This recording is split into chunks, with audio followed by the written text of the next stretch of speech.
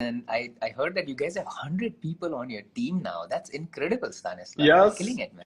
Yes, we have 100 people working for the corporation with 10 departments, and you know it's impossible to manage this number of the team players without the processes. We put a lot of emphasis on that. Yeah. I know some of the students, they had reached out to me. They were giving me some feedback, and they really like the systematized approach you guys have. And then the WhatsApp groups and stuff like that. That's really nice. I'm really happy that you guys are providing good value to our community and stuff like Yes. that. Yeah. Yes, thank you. I appreciate the good feedback, and any feedback, constructive feedback. Like today I was meeting with one of the clients. She's also working on EB-2 NIW, by the way. She has a very interesting project of installing the small sensors on the equipment. To track how long it's working and if it's being used for the purposes of counting the hours, the payment, the wear and tear of the equipment. So it's a really good project. And she was giving the feedback on the work, and some of the things she said, it hurt my feelings a little bit, but I knew that if a client complains about the process, the only thing for me to resolve this is to improve the process. You can't improve the client. You have to improve the process. You can control other people. Definitely, and I think feedback is very important because that just helps me get better. Because if your goal is to help 10,000 people, then you need a lot of feedback to get better, isn't it? Exactly. Yeah, but thanks for being here today. I really appreciate you taking time to talk to our audience today, and really excited to learn more about EB-2 NIW. So you won't believe, I just made a reel on EB-2 NIW yesterday. So what's been happening, Stanislav, is there are a lot of my clients who are Indians, and they are in their 4th, 5th, 6th year of their H-1B. Their perm hasn't been applied, they got laid off, so they had to start that entire process again. And EB-2 NIW is something they're really looking into, and that's a savior for them because they can continue staying here and do an H-1B. So I want to get into what is EB-2 NIW? If you can educate us, what is it? Absolutely, yes, and thank you for inviting me to this stream and asking those questions, because I'm the attorney who likes to bring the value back to the community. So first of all, a few comments about the question, because it's very complex. EB-2 NIW, in my opinion, is not #1 solution for Indians, right? I'm still of a firm opinion that EB-1A is the way to go, and switching, and we already discussed this, but I want to make sure that the audience understands this. And the reason for that, there's another reason for that, not only the longer wait for EB-2 NIW, but because through the H-1B experience, an Indian organically gets the enough recognition and achievement to apply for EB-1A and get the green card pretty fast. But if we take that off the table, right, and just discuss it a little bit in a vacuum, because I can see that someone just doesn't have enough recognition and achievement for EB-1A, and they're like, hey, I gotta do something, and EB-2 NIW could be the way out. So what is EB-2 NIW? This is a subtype of EB-2 category immigrant visa. The original EB-2 visa, the sponsored visa from the employer, gets two very important things. You gotta have an employer, and you gotta go through the process of labor certification, which is called PERM, right? EB-2 and EB-3 gets that thing in the case. So what EB-2 NIW, which means National Interest Waiver, does is that it removes those two very important requirements. So it doesn't require the employer, although there might be an employer, right? So it doesn't say you just don't bring an employer. No, you don't have to have an employer. And you will not go through the process of labor certification. In exchange for the removal of those conditions, you must propose your endeavor or I like to call it a project. Okay. Something you will be doing in the US that will be of substantial merit.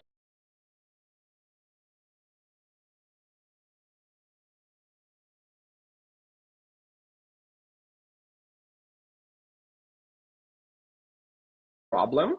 Okay. And the resolution of that problem is important to the United States government.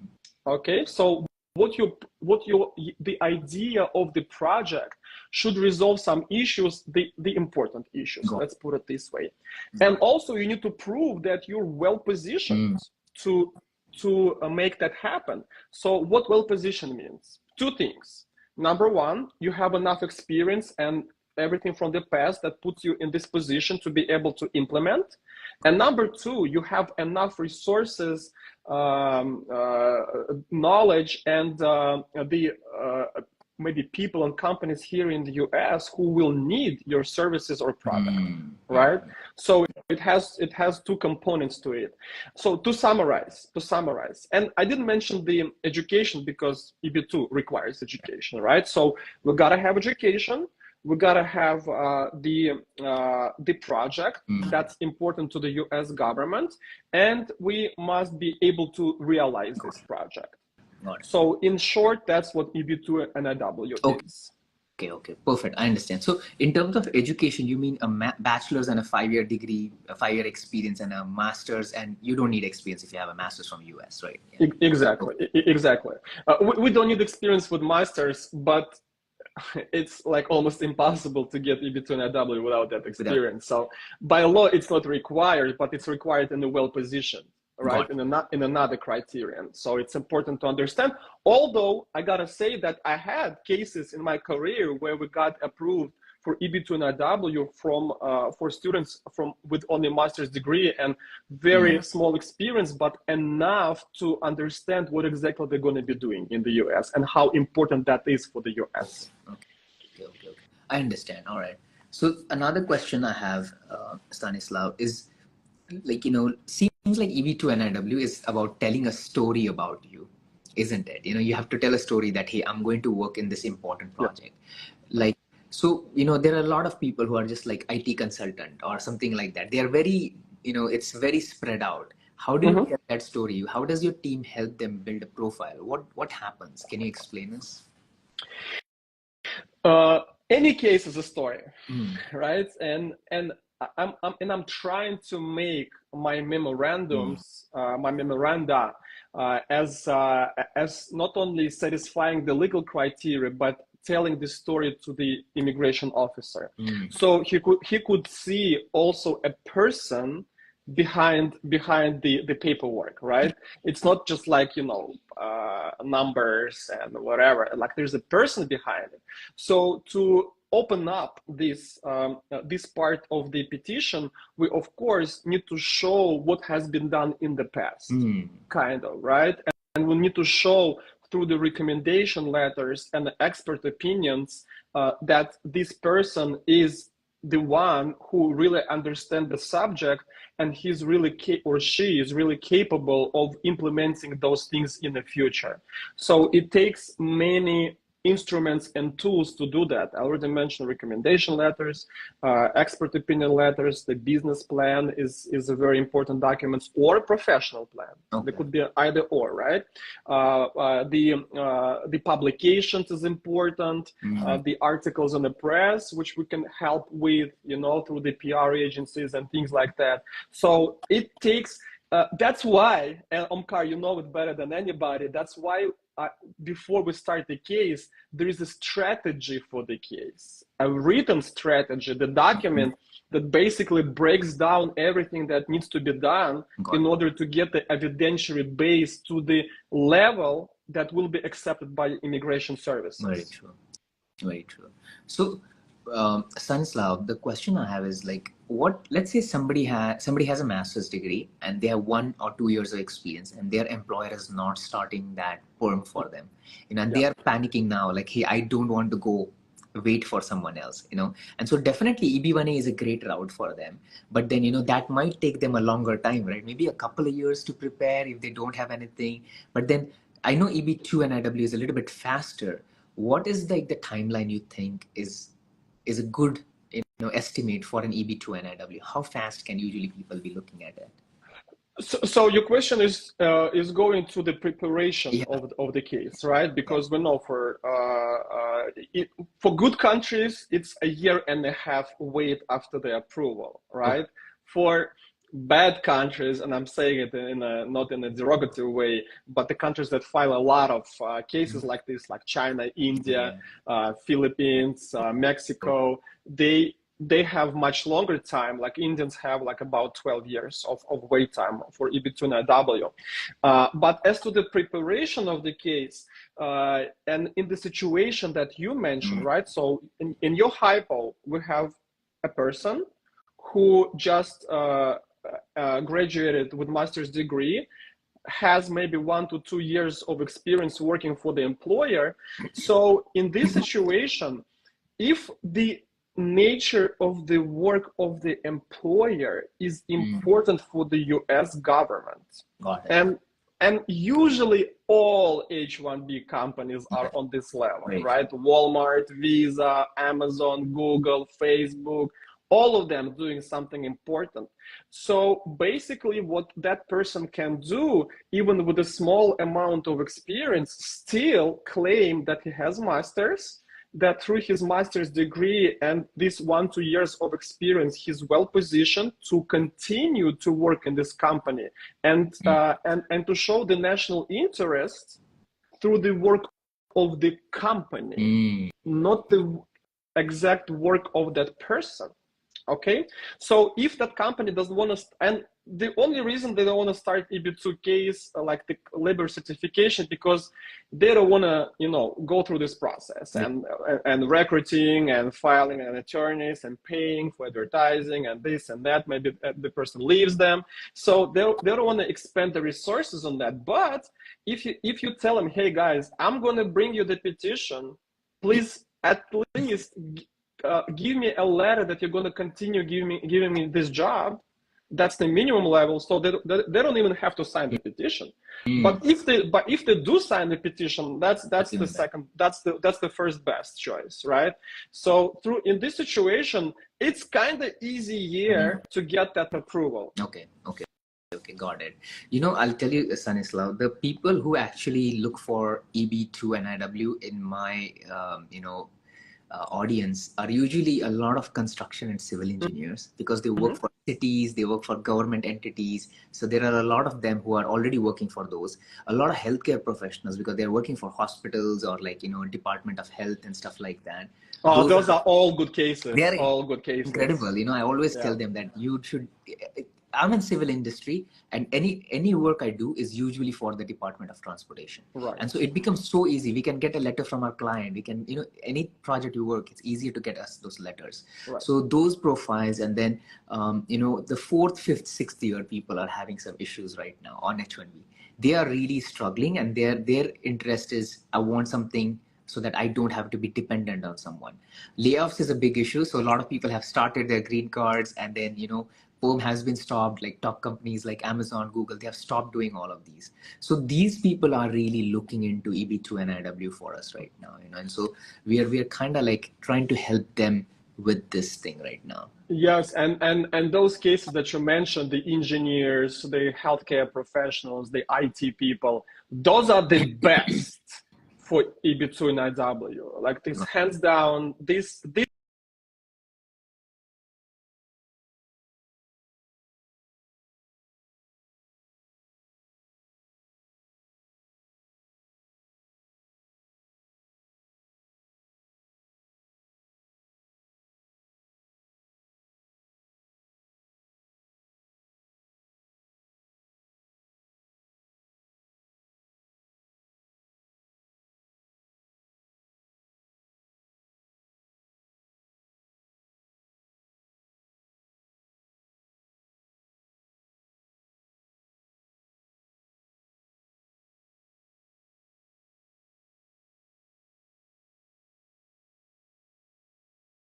everything is under our control, and we don't have to rely on anybody else. Okay.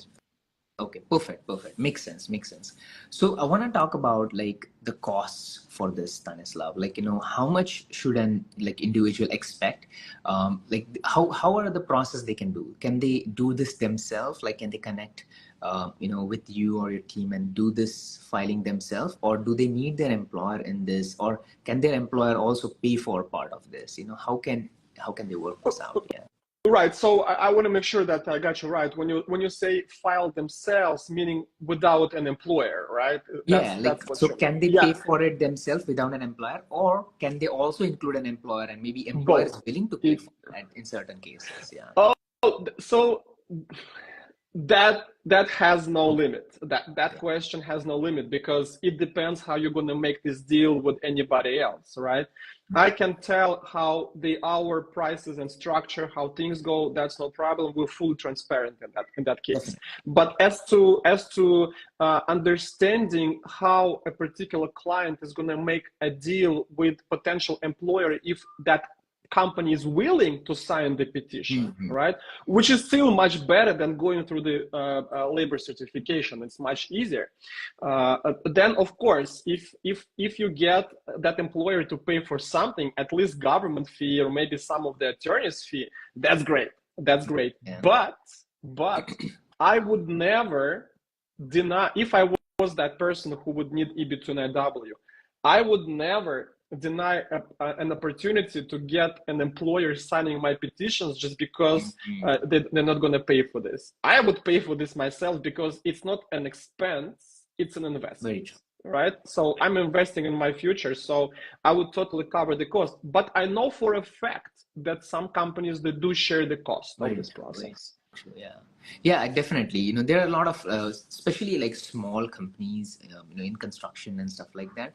They are very open-minded to pay for it, and some of them prefer just going the EB-2 NIW route instead of doing an EB-2. They're like, if you have this, we might as well do an EB-2 NIW instead of a normal EB-2. So I think that's pretty this thing. If you could talk about the cost as well, Stanislav, that would be great. Like for your organization. Oh yeah. Absolutely. We're actually proud of our prices because I have never seen, or maybe I yet to see, any other immigration attorney who provides the same type of an amount of services and the quality of the services for these prices, right? It's non-existent. Right. So we have a service that's called complete case filing, okay? Which in the name of the service kind of explains that you're gonna get your petition filed in 6 months, right? Okay. So what does that include? That includes that you're gonna have an attorney in your case. You're gonna have a team up to 7 people. You're gonna have a Telegram messenger group with people connected to your case. You have clear communication. You'll have the deadlines. You'll have the templates. You'll have examples of the documents. You'll have the resources of other companies like PRs, brokers, accountants who will be able to help in the case, business plan drafters and things like that. You have 4 step verification of each document that is coming into the case, meaning at least 4 people are going to check each document drafted in the case, right? And the whole support of my company. So all that, the complete case filing, the cost of it for EB-2 NIW is $13,000. Okay, got it. Okay, and that payment is split in 3 parts. So 3 payments, like in the beginning, in the middle, and at the end. So that's what you is going to pay to the company to take up your case. In case, of course, that we're willing to take the case, because I'm not taking the cases for no money is going to cover the case that I don't see how I'm going to get approved. Right. Okay, so you may sleep tight if I took your case knowing that I believe in the case and I see how I'm going to get it approved. Also, what are the other expenses? Government fee, which is about $3,500. With expedited processing, which I do recommend. That's a separate expense. Okay. If you need translations, that's a separate expense. And if you need additional services like business plan, registration of the company, if you need PR for the case, those are additional expenses to the case. So the minimum that is possible to file the case is probably around $17,000, including the government fee. If some additional work needed on the case, that could be 20 to 25, depending on the situation, because some people need a lot of additions to the case, and some don't. Okay, so that's what's going on. Be like publishing papers and stuff like that. It's like speaking at the conferences, publishing papers, maybe drafting a book. So if everybody could do it themselves, but it's going to take them 2-3 years. So I'm talking about efficient and fast way to get the same result, but you have to make that an expense in the case. I understand. Okay. All right. So I think that's pretty much covers everything about what I wanted to know, Stanislav. That's a lot of information, really good information. Sure. Is there anything else you want to cover about EB-2 NIW? Well, first of all, thank you, Omkar, for the opportunity to speak to your followers, because I know that information is important. So I'm taking this really serious. Second thing, guys, I need you to do one thing right now. All of you, DM me to my Instagram, the one word, start. Okay? You need nothing else. That's your first little step on your way to get the green card in the US. So making this little step, imagine how you hold this green card in your hands and you smell the fresh paint when you got delivered. So the rest is in between, right? So DM me start, very important. Why? I will provide you the link to get a free evaluation in your case. Nice. You fill out the form. I take 2 days to analyze it. Then I'll come back to you and give you the initial analysis of your case. And if you have the potential, I will then invite you to the complex immigration planning, where I will build and draft the written strategy for the case. Nice. Okay, so start to my direct message. Good, awesome, yeah. Thanks so much, Stanislav. I think that covers a lot. I think people have enough information, and if they need anything, they can always reach out to you guys. And thank you so much. Anything else from your side? I think we're done. Omkar, thank you very much for your time, and I'll see you soon. Yeah, talk to you soon. Yep, take care. Bye. Bye. Thanks. See you later, guys. Bye.